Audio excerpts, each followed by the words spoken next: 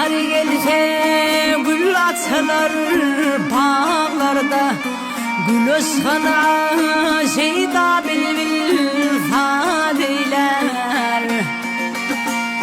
Merveller mezgeni koca dağlarda, hava yeli sürüsmül nebiler.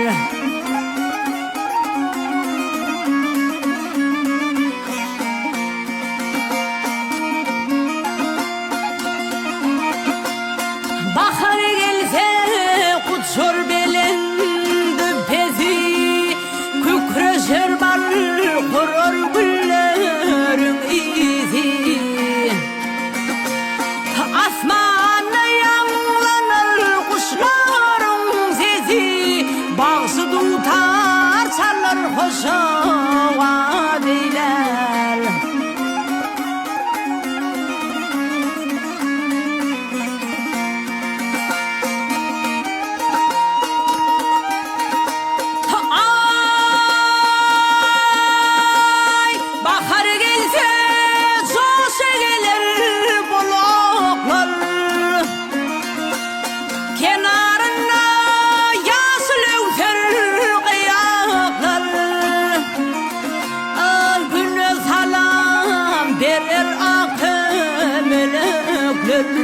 Çigillimlerin açar kömüler.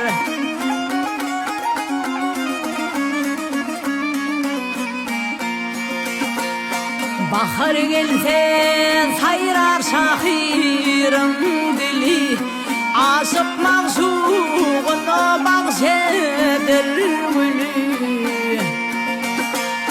Dostlarım baharım göderilir velin, yer görkünü insan bizer udiler.